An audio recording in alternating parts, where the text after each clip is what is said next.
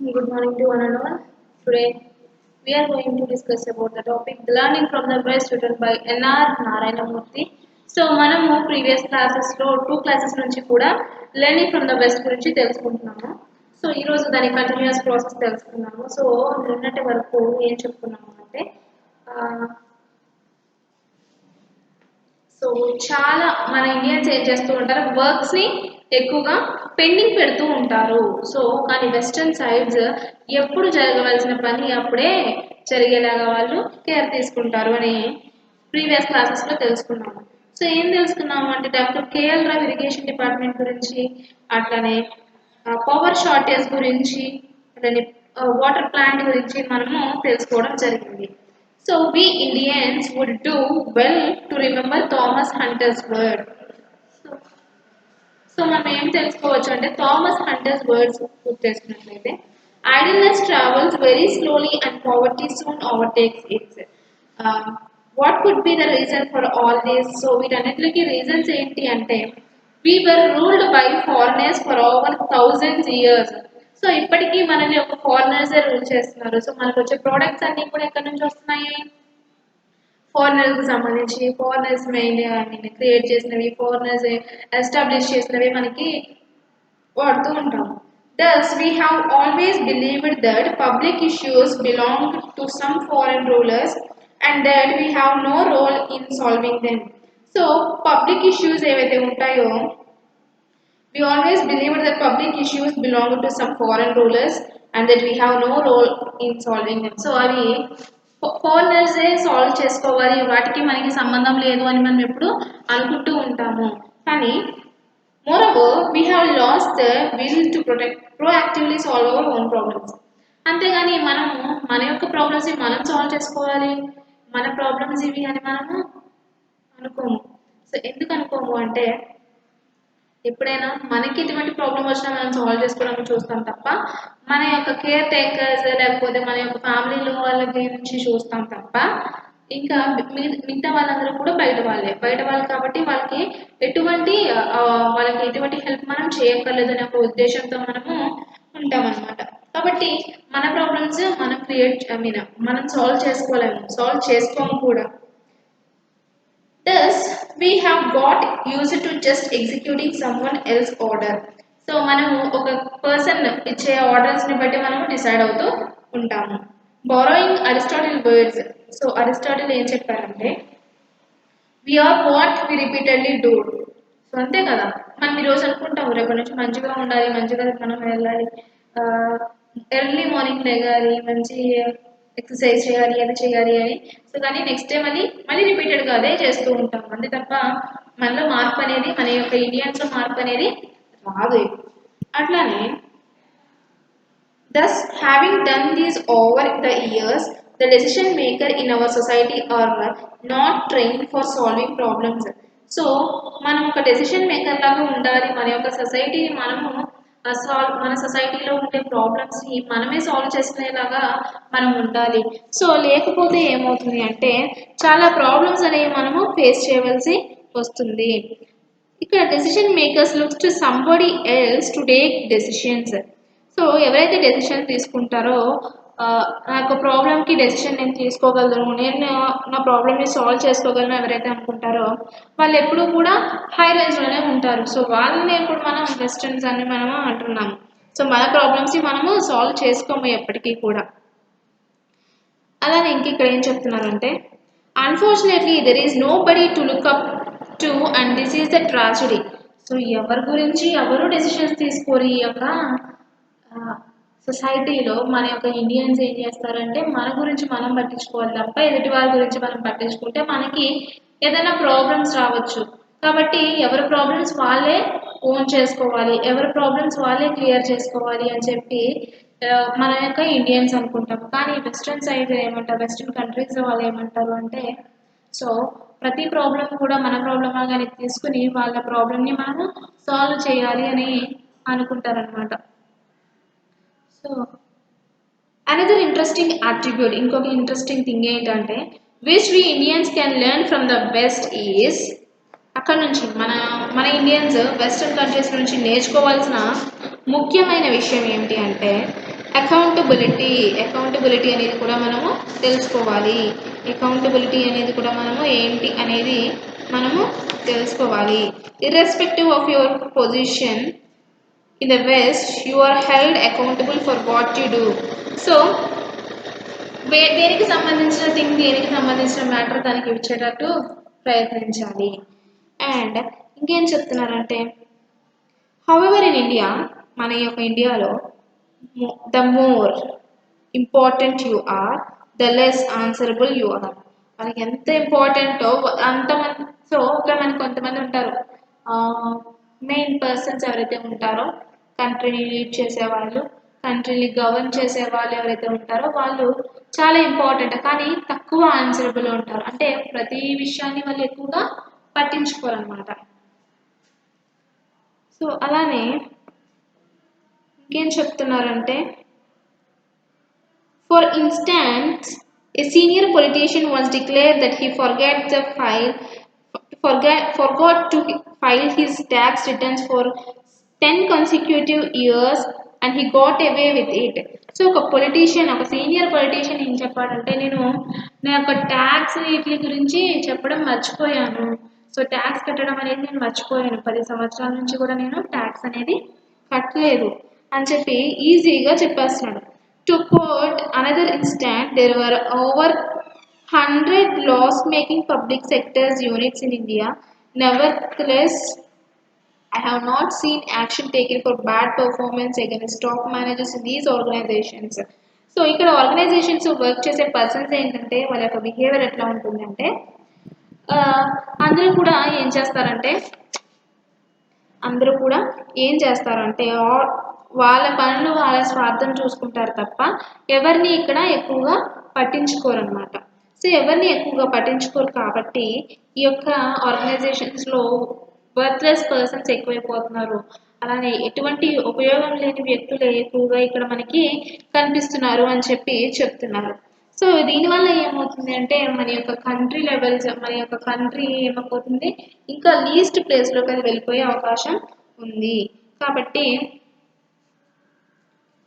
కాబట్టి ఏం చేయాలంటే, ఈ యొక్క కంట్రీ లెవెల్ని పెంచడానికి మనం బెస్ట్ పర్ఫార్మెన్స్ అనేది ఇవ్వాలి. అంతేగాని వేస్ట్ పర్ఫార్మెన్సెస్ కనుక మనం ఇచ్చినట్లయితే అదొక కంట్రీ డెవలపింగ్కి ఉపయోగపడదు అని చెప్పి చెప్తున్నారు. Dignity of labour is an integral part of the western value system. So dignity of labour అనేది ఏం చేస్తుందంటే, సో వాళ్ళు part of the western value system. So integral part. So dignity of labour ఎవరైతే మనకి తక్కువ వర్క్, అంటే ఈ municipals కానీ, ఈ మున్సిపాలిటీలో చేసేవాళ్ళు కానీ, సో ఎవరైనా కొంచెం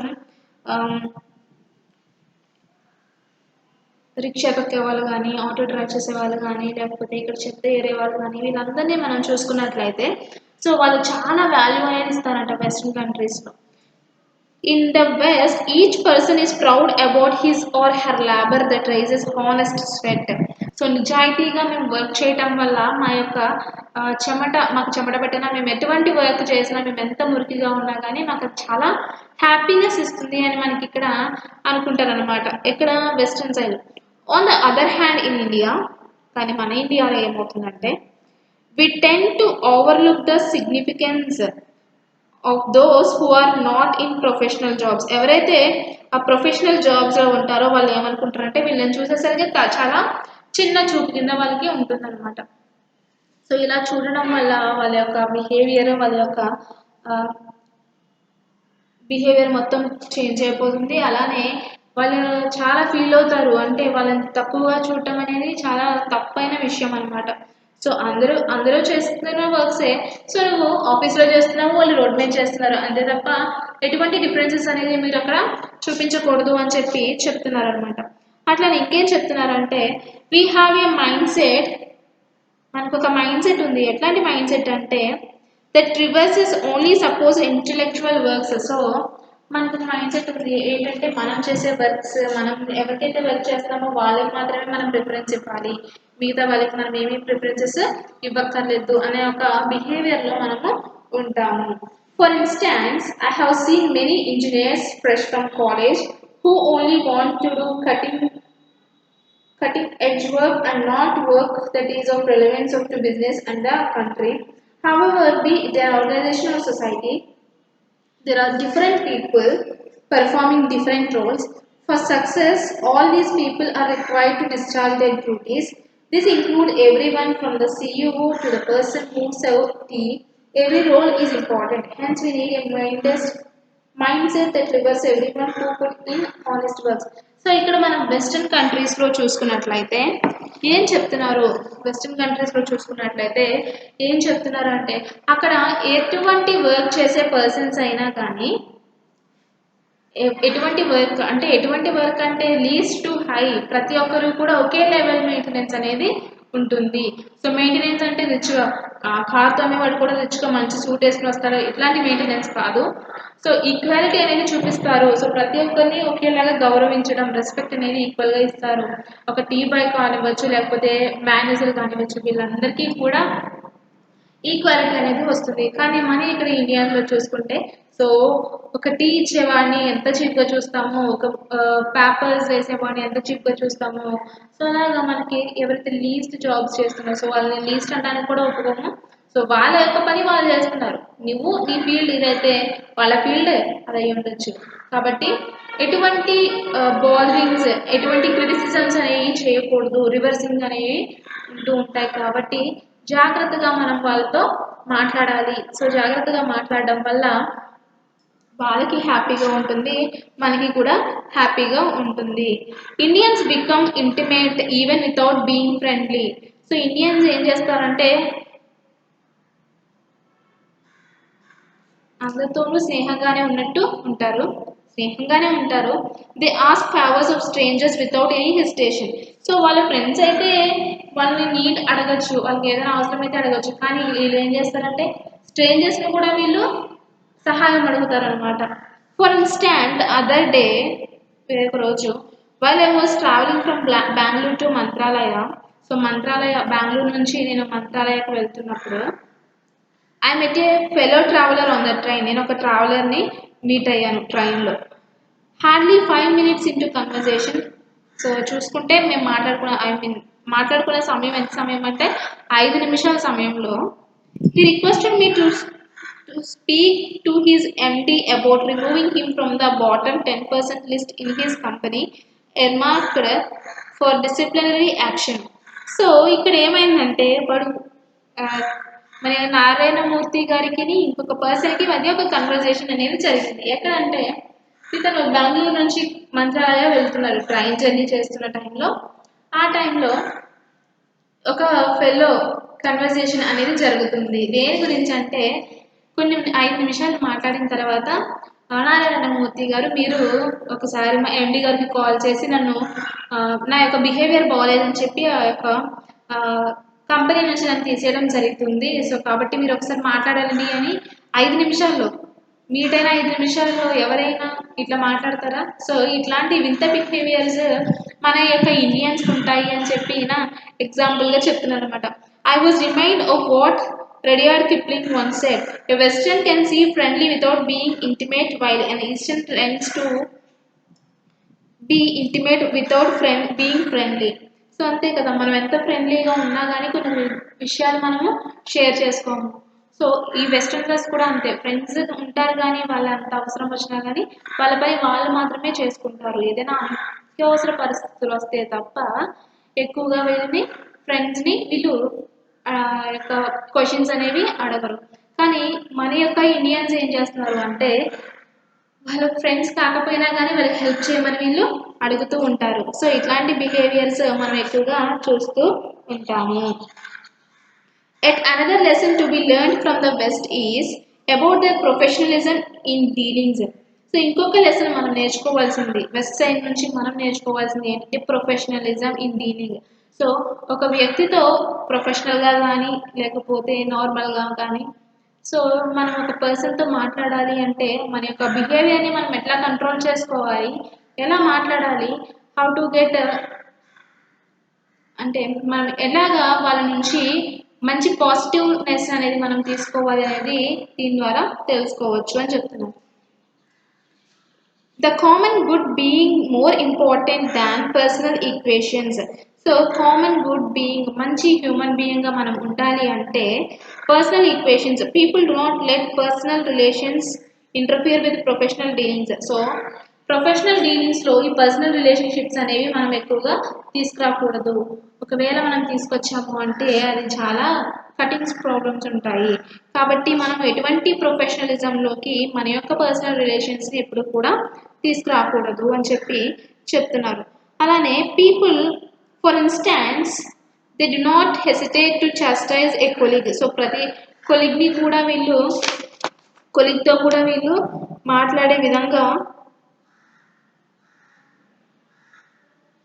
సో కొలీగ్స్తో కూడా వీళ్ళు ఏంటంటే చాలా కంట్రోలబుల్గా మాట్లాడతారు. అంతే తప్ప ఓవర్గా మాట్లాడడం అండ్ వాళ్ళతో ఈ పనులు చేయించుకోవడం ఇట్లాంటివన్నీ కూడా ఏమీ చేయరు. Even if he is a personal friend or for incompetent work. So అతను తనకి పర్సనల్గా ఫ్రెండ్ అయి ఉండొచ్చు, కానీ ఆ యొక్క ప్రొఫెషనలిజంలో ఎక్కడ ఎటువంటి బిహేవ్ చేయాలనేది వాళ్ళకి తెలిసి ఉండాలి అని చెప్పి ఇక్కడ మనకి చెప్తున్నారు. Further we are the most thin skinned society. Further, in India, I have seen that we tend to view even work interaction from a personal perspective.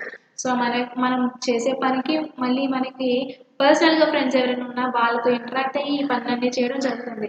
వీళ్ళకి ఎంతమంది పర్సనల్ ఫ్రెండ్స్ బిసైడ్స్ అంటే పక్కనే ఉన్నా కానీ వీళ్ళు వాళ్ళని ఉపయోగించుకోరు, కానీ మనం మాత్రం ఎక్కడెక్కడో ఉన్నా కానీ వాళ్ళని ఉపయోగించుకుంటూ ఉంటాము. సో ఇది దీని తర్వాత ఇంకేం చెప్తున్నారంటే, further we are the most thin-skinned society in the world. We see insults where none is meant. So మనకి ఇన్సల్ట్స్ అనేవి వస్తూ ఉంటాయి, మనల్ని ప్రతి ఒక్కరు ఇన్సల్ట్ చేస్తూ ఉంటారు. అంటే ఏదో ఒక విషయానికి సంబంధించి కానీ లేకపోతే ఏదైనా పని సరిగ్గా చేయకపోతే కానీ మనల్ని ఎవరో ఒకళ్ళు ఇన్సల్ట్ అనేది చేస్తూ ఉంటారు.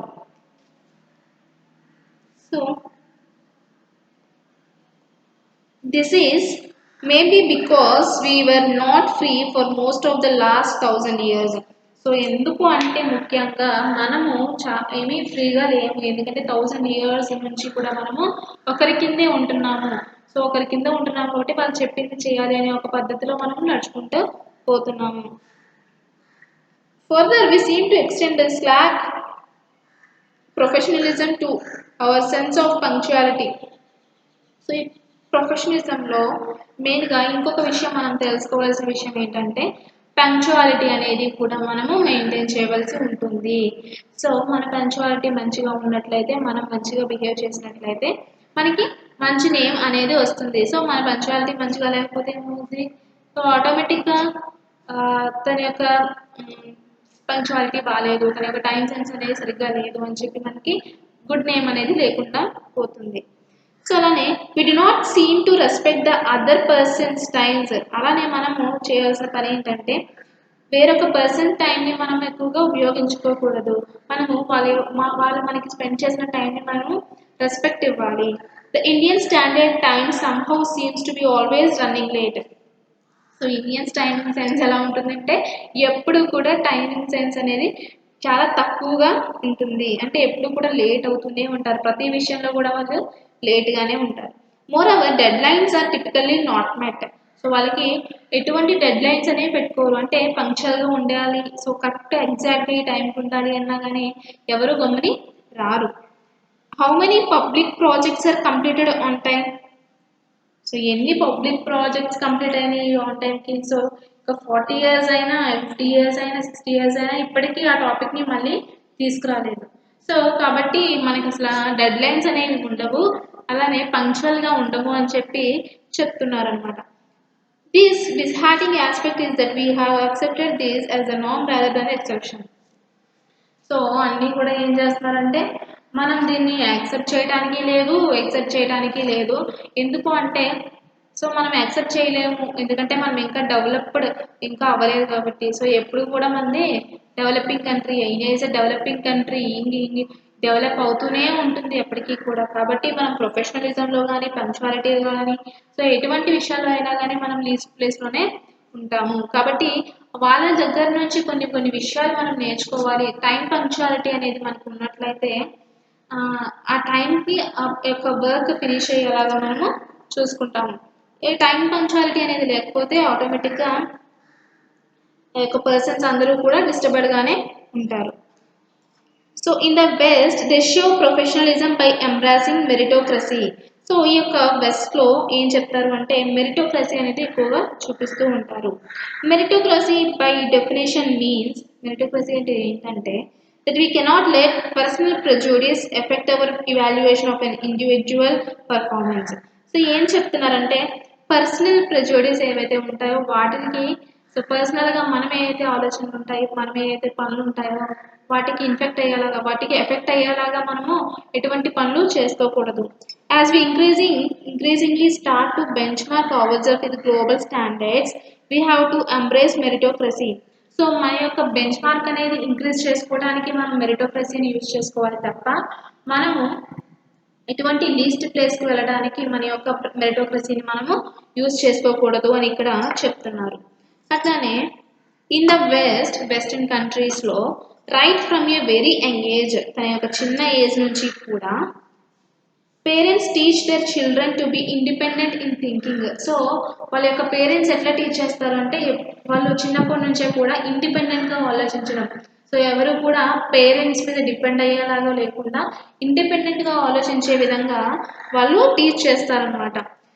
They grew up to be strong, confident and individuals. In India we will still suffer from feudal thinking. I have seen people who are otherwise bright refusing to show independence and preferring to be told what to do by their laws. We need to overcome this attitude if we have to succeed globally. So ఇక్కడ మనం చూసుకున్నట్లయితే ఇప్పుడు ఇంత age వచ్చినా కానీ చిన్నపిల్లలకి ఏదైనా ఒక పని చెప్పాము అంటే వాళ్ళు చేయలేకపోతారు. కానీ మన ఈ వెస్ట్రన్ సైడ్ ఏం చెప్తున్నారంటే ఈ వెస్ట్రన్ కంట్రీస్లో ఏం చెప్తున్నారంటే సో చిన్న వయసు నుంచే వీళ్ళకి ఏం చెప్తారు, ఒక మెచ్యూరిటీ అనేది వీళ్ళలో డెవలప్ అయ్యేలాగా ప్రతి ఒక్కరు కూడా ఇండిపెండెంట్గా ఉండే విధంగా వాళ్ళు చూసుకుంటారనమాట. సో ఇండిపెండెంట్గా ఉండాలి, ప్రతి ఒక్కరు కూడా ఎలా ఉండాలి, ఇండిపెండెంట్గా ఉండాలి. సో ఇండిపెండెంట్గా ఉంటే చిన్నప్పటి నుంచి అలా ఇండిపెండెంట్గా ఉంటే వాళ్ళు మంచిగా వర్క్స్ అనేవి వాళ్ళు చేసుకుంటారు. ఎవరి మీద డిపెండ్ అవ్వకుండా వాళ్ళ యొక్క క్యారెక్టరిస్టిక్స్ కానీ వాళ్ళ యొక్క పనులు కానీ అన్నీ కూడా చాలా జాగ్రత్తగా వాళ్ళు చేసుకుంటారు. సో అలా ఇండిపెండెంట్గా ఉండడం వల్ల అంటే ఎవరి మీద డిపెండెన్సీ అనేది ఎక్కువగా ఉండదు. సో వాళ్ళ జాబ్ పరంగా కానీ వాళ్ళ ఎడ్యుకేషన్ పరంగా కానీ వాళ్ళు చాలా ఫాస్ట్ ఫార్వర్డ్గా ఉంటారు. కానీ మన ఇండియాస్లో చిల్డ్రన్కి ఏదైనా పని చెప్పాలంటే భయం. సో పని చెప్పరు. మెయిన్గా పేరెంట్స్ కూడా ఏంటంటే పనిలో ఏమి కూడా చెప్పరు. సో ఇండిపెండెంట్గా చిన్నప్పటి నుంచి నువ్వు ఇలా హార్డ్ వర్క్ చేయాలి అని చెప్తే వాళ్ళు సూసైడ్స్ ఇట్లాంటివన్నీ చేసుకుంటారు. కానీ ఆ యొక్క వెస్ట్రన్ కంట్రీస్లో పిల్లలు ఎలా ఉంటారంటే చాలా మెచ్యూర్డ్ పర్సన్స్ అనమాట. ప్రతి ఒక్కరు కూడా చాలా మెచ్యూర్డ్గా ఆలోచిస్తారు, చాలా ఇండివిజువల్గా వాళ్ళు ఉండడానికి ట్రై చేస్తారు. సో ఇవన్నీ కూడా నేర్చుకోవటం వల్ల సో వెస్ట్రన్ సైడ్ నుంచి కొన్ని సిచ్యువేషన్స్ మనం కొన్ని విషయాలు మనం నేర్చుకోవటం వల్ల ఏమవుతుంది అంటే మన నుంచి మన నుంచి సొసైటీకి అనేది చేంజెస్ అనేవి రావడం జరగచ్చు. కాబట్టి ఇక్కడ మనము కొన్ని రూల్స్ మనం తెలుసుకున్నాము. సో నెక్స్ట్ క్లాస్ ఇంకొన్ని రూల్స్ తెలుసుకున్నాము. ఇప్పటి వరకు మనం తెలుసుకున్న మ్యాటర్ ఏదైతే ఉందో వాటిని ఫాలో చేయడానికి, వాటిని పాటించడానికి ప్రయత్నించండి. సో ఇట్లా ప్రయత్నించడం వల్ల ఏమవుతుంది అంటే సో మనం కూడా ఒక మంచి సెటిల్ సొసైటీని మనము చూసుకోవచ్చు. కాబట్టి ఈ వెస్ట్రన్ కంట్రీస్ నుంచి మనం నేర్చుకోవాల్సిన విషయాలు మనం నేర్చుకుని మన సొసైటీని మనమే మార్చుకోవడానికి మనము ప్రయత్నించాలి. ఇంకా కొన్ని లైన్స్ మనకి ఇక్కడ ఉన్నాయి. సో అవి నేను మళ్ళీ నెక్స్ట్ క్లాస్లో మీకు అవి డిస్కస్ చేస్తాను. సో ఇప్పుడైతే మనము జస్ట్ ఈ కొన్ని లైన్స్ మాత్రమే తెలుసుకున్నాము. సో మిగతా లైన్స్ రేపటి క్లాస్లో డిస్కస్ చేసుకున్నాము. Thank you.